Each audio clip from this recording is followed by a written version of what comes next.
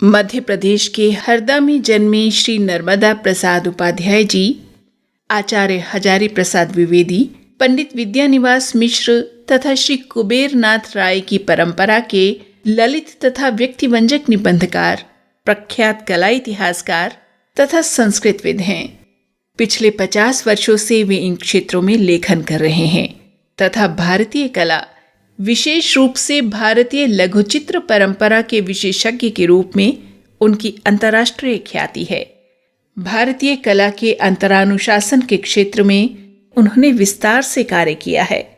महापंडित राहुल सांकृत्यायन पुरस्कार सहित विभिन्न राष्ट्रीय पुरस्कारों से सम्मानित और ब्रिटिश काउंसिल की प्रतिष्ठित फेलोशिप सहित विभिन्न फेलोशिप उन्हें मिली हैं।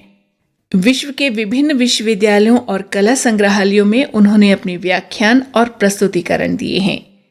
श्री उपाध्याय की भारतीय कला, संस्कृति और इतिहास पर 70 से अधिक कृतियां प्रकाशित हैं। उन्होंने प्रख्यात मनीषी डॉक्टर विद्यानिवास मिश्र के साथ गीत गोविंद और रामायण की कला परंपरा पर तथा प्रतिष्ठित कला इतिहासकार और चिंतक डॉक्टर हर्ष दहेजिया के साथ भारतीय कला के विभिन्न पक्षों पर कार्य किया है। श्री नर्मदा प्रसाद उपाध्याय वाणिज्यिक कर विभाग में 40 वर्षों तक कार्यरत रहकर वर्ष 2015 में सेवानिवृत्त हुए हैं। आइए सुने उनके ललित निबंध संकलन वृक्ष अभिमन्यु से उनका बहुचर्चित ललित निबंध नदी तुम बोलती क्यों हो। कल कल प्रवाह बड़ा वाचाल होता है, प्रवाह धीमा हो तो लगता है कोई गुनगुना रहा है, तेज हो तो लगता है वह बात कर रहा है, और जब प्रपात के रूप में झरे तो उसका निनाद ऐसा प्रतीत होता है गोया वह झगड़ पड़ा हो किसी से। भेड़ा घाट में झगड़ने वाली नर्मदा नेमावर में बात करने लगती है और ओंकारेश्वर में गुनगुनाती है। नदी का बोलते रहना ही उसके प्रवाह का बना रहना है। नदी के गुंजन में, निनाद में जो ध्वनि है, यही ध्वनि मनुष्यता की आत्मा है।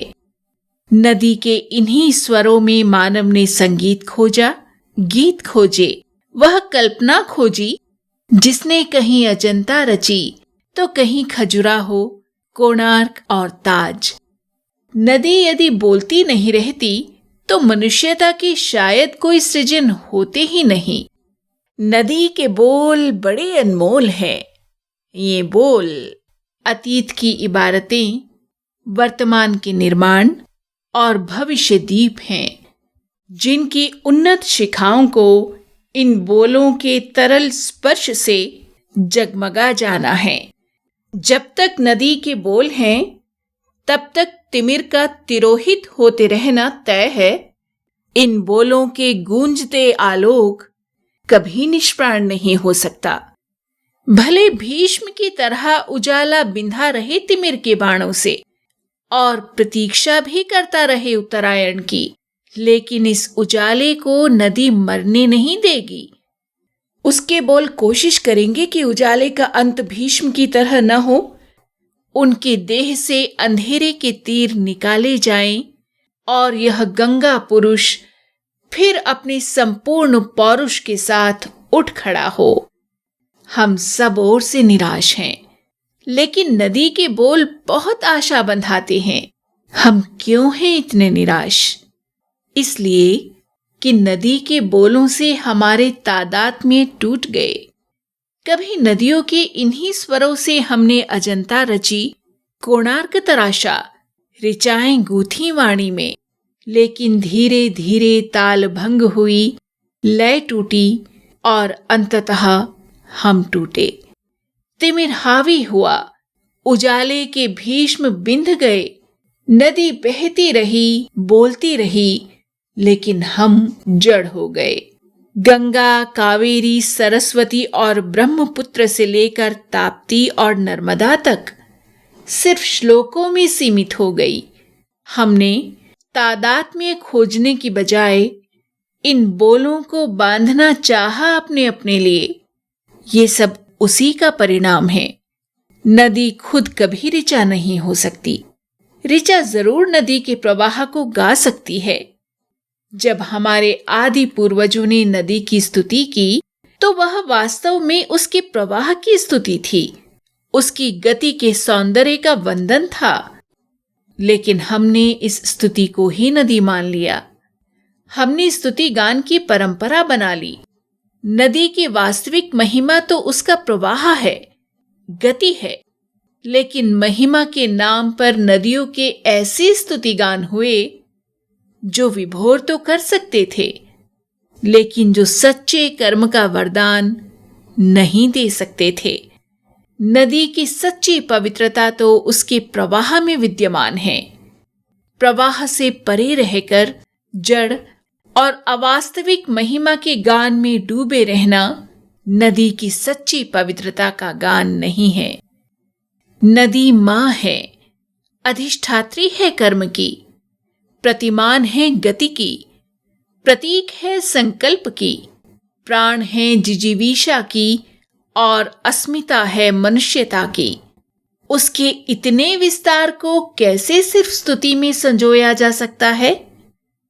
नदी तो स्रोत से भी परे है और सागर से भी। नदी सिर्फ गोमुख की धरोहर नहीं, न उस सागर की जिसमें उसे समा जाना है।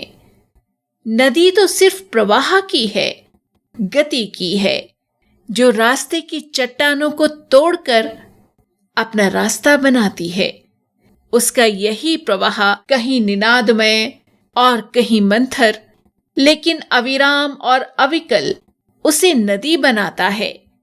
अन्यथा गोमुख से निकलकर वह सिर्फ सीमित हो जाती तो कुंड हो जाती, ताल हो जाती, सिमट जाती, और यदि सिर्फ अपने उत्स से निकलकर बिना अपना रास्ता बनाए समुद्र में समा जाती तो उसका अपना कोई अस्तित्व नहीं होता। वह सिर्फ अथाह जल का एक मौन अंग भर बनी रहती। लेकिन नदी सिर्फ अपने प्रवाह के कारण नदी है और वह निरंतर प्रवहमान है। इसीलिए बोलती है, गुनगुनाती है और घोर निनाद भी करती है। समुद्र गर्जन करता है और नदी वार्तालाप। नदी का यही वार्तालाप हमारे जीवन को परिभाषा देता है। नदी के तट और इन तटों पर बसे तीर्थ वास्तव में नदी की गति की अभ्यर्थना के लिए बने हैं। नदी की गति को शक्ति के रूप में पूज दिया गया, मगर बाद में नदी गौण हो गई, शक्ति गौण हो गई और पूजनीय हो गए पंडे। नदी से सीधा संवाद न हो सके, इसलिए जाने कितने पाखंड रच दिए गए। निर्मल और फेनिल नर्मदा से हम बहुत दूर कर दिए गए। नदी के बोलों से दूर रखने की कोशिशें हुई और इसीलिए हमने अपना प्रदूषण नदी में विसर्जित कर नदी को प्रदूषित करार देने का एक षड्यंत्र रच लिया। नदी कभी अपवित्र नहीं हो सकती। उसका प्रदूषण हमारी विकृत वृत्तियों के उसके निर्मल जल में विसर्जन का परिणाम है। आज भी इतने प्रदूषण से अभिशप्त होते हुए जगह जगह बंधते उसके रास्तों को मोड़ देने की कोशिशों से लहूलुहान होते हुए भी नदी क्यों बोलती है? किसी को इतना प्रताड़ित किया जाए तो वह बोलना तो दूर देखे तक नहीं, लेकिन नदी है कि बोलती है, सतत बोलती है। गिरिराज हिमालय के विभिन्न स्रोतों से फूटी अलकनंदा, भागीरथी और मंदाकिनी को सुने। बहुत वाचाल है उनका प्रवाह। और फिर चाहे रुद्रप्रयाग हो, कर्णप्रयाग, केदार या बद्रीनाथ, इनके स्वर कहीं तीखे, कहीं मधुर और कहीं घोर नाद से परिपूर्ण हो जाते हैं। और जब ये तीनों मिलकर हरिद्वार में गंगा बनती हैं, तो नदियों के समवेत स्वर समूची मनुष्यता की झनकार बन जाते हैं। ऋषिकेश और हरिद्वार हमारे जड़ तीर्थ नहीं, मानवता की प्रवहमान यात्रा के वे पड़ाव हैं जहां साक्षात गति गूंजती है। नदियों का यह गुंजन, यह अनवरत वाचाल रहना क्या हमें झकझोरता नहीं, कहीं बाध्य नहीं करता सोचने को कि यह नदी इतना क्यों बोलती है? पहले करता था, अब नहीं करता। पहले इन्हीं वाचाल नदियों के किनारे आश्रम बन जाया करते थे, पर्ण कुटिया सज जाया करती थी। इनके प्रवाह का स्वागत करने शाल और ताड़पत्रों के बंधनवार बंध जाया करते थे, और इन सब के बीच कर्म और साधना मिलकर मानव के परिष्कार के लिए नए नए शिल्प गढ़ा करते थे। नदी बात करती थी, कर्म पुरुष सलाह लेता था, फिर वह गढ़ दिया करता था इन अरण्यों के बीच किसी राम को, कृष्ण को, अर्जुन को, एकलव्य को। नदी के प्रवाह की प्रेरणा से ओंकारेश्वर में शंकर शंकराचार्य बन जाया करते थे, और माहिष्मती में रेवा के तट पर मंडन मिश्र। हमारी संपूर्ण कर्ममय मनीषा नदी के प्रवाह से सीधे संवाद की देन है, और नदी आज भी इसीलिए बोलती रहती है कि शायद इतिहास कभी दोहरा ले अपने आप को। नदी से बहुत कहता हूं, चुप हो जा, मौन हो जा, तब्दील हो जा कुंडों में, सरोवरों में, सजा ले अपने आसपास सवारे हुए कुंज, और खिला ले अपने जल में सुंदर कमल और कुमुदिनी। क्यों बहती रहती है अनवरत कठोर पाषाणों के बीच तपती धूप में? कहीं बर्फ में जमना पड़ता है तो कहीं निरंतर फिसलना। क्यों नहीं देती विराम इस कंटक भरी पीड़ा भरी यात्रा को? सिर्फ तुझे अपना प्रवाह ही तो रोक लेना है, फिर तो तेरे सौंदर्य की आरती उतारने जाने कितने देव पुरुष खड़े हैं, लेकिन वह नहीं मानती। वह तो बोलती रहती है, बहती रहती है, पत्थरों से टकराती है तो आह नहीं निकलती, संगीत के स्वर निकलते हैं। कांटों भरे वन को जब पार करती है तो कराह नहीं निकलती, कोई गीत फूट जाया करते हैं। मुग्ध हो जाना पड़ता है नदी की इस भंगिमा पर। घंटों कल कल प्रवहमान नदी के किनारे बैठे रहो, उसके स्वर कभी एक रास्ता नहीं देंगे। उसका प्रवाह हर बार कुछ नई बात करेगा, हर लहर कोई अद्भुत पंक्ति देगी। महानगरों के बीच रचे गए शब्द जाने क्यों बांधते नहीं। शब्द तो वे बांधते हैं जो नदी के बीच से उठाकर लाए गए हों। नदी के बीच से बटोरे गए शब्दों ने ही तो हमारी भाषा की अच्छी और प्राणवान पहचान रची है। इन्हीं शब्दों ने सरयू तट पर रामायण रची और गऊ घाट पर सूरसागर। इन्हीं शब्दों ने माखनलाल की कविता रची और परसाई का गद्य। नदी से लिए गए इन्हीं शब्दों ने एक निर्धन लेकिन कर्मण्य लोक मानव को उसके सच्चे रूप में व्यक्त किया है। नदी इसीलिए बोलती है। उससे एक दिन पूछ लिया था, यूं वह कोई जवाब नहीं देती, वह बोलती ही रहती है। वह क्या बोलती है? वह अपनी व्यथा नहीं सुनाती, वह हमारी कथा सुनाती है। वह हमारे जमाने की असमानता का, शोषण का, अन्याय का और विषमता का बयान करती है। वह हरिद्वार से चलती है तो प्रयाग तक आते आते उसका कंठ रुंध जाता है। वह अमरकंटक से चलती है तो सहस्त्रधारा तक आते आते उसके बोल बहुत भारी हो जाते हैं। कश्मीर की चिनाब और असम की ब्रह्मपुत्र बोलते बोलते थक चली।